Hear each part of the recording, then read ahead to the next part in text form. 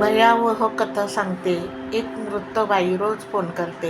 एक छोट्या गावामध्ये संजय नावाचा मुलगा राहत होता. एके दिवशी त्याच्या फोनवर अनोळखी व्यक्तीचा फोन आला. अनोळखी नंबरवरनं फोन आला. हॅलो, मी तुझी आई बोलते, असा आवाज आला त्या फोनमध्ये. संजय खूप घाबरला आणि थरथरला, हातपाय थरथरायला लागले.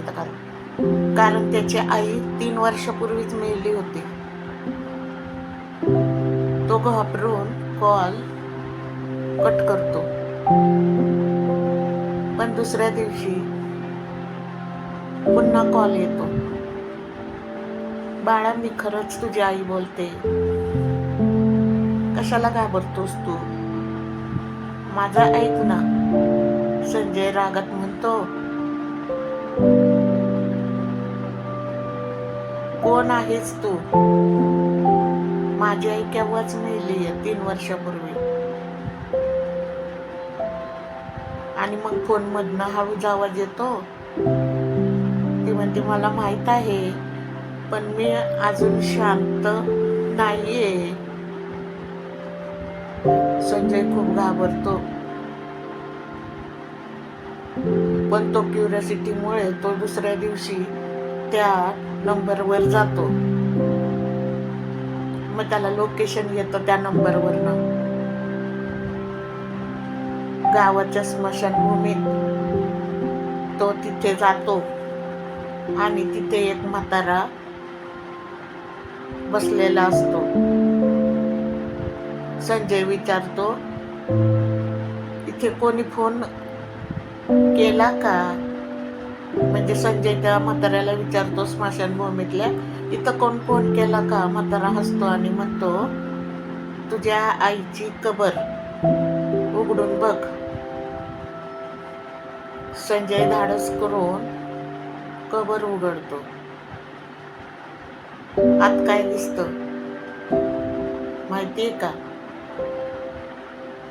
एक फोन अजूनही चालू आणि त्यावर कॉल सून चालू. संजय घाबरून मागे सरकतो. तेवढ्यात फोनवरून पुन्हा आवाज येऊ लागतो,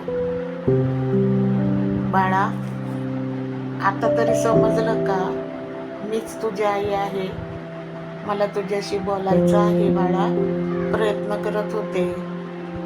संजय रडत म्हणतो, आई, तू जिवंत कशी ग? आणि कशी जिवंत आहेस का तू? आवाज शांतपणे येतो आणि म्हणतो, मी जिवंत नाही बाळा. पण ज्याने मला मारलं ना, तो अजून जिवंत आहे. संजय घाबरून मागे वळतो.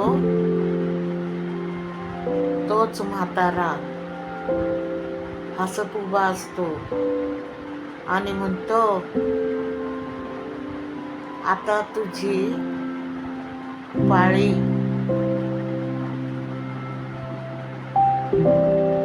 तेव्हा ही गोष्ट पुढच्या भागामध्ये पण मी दुसरा भाग देऊ शकते.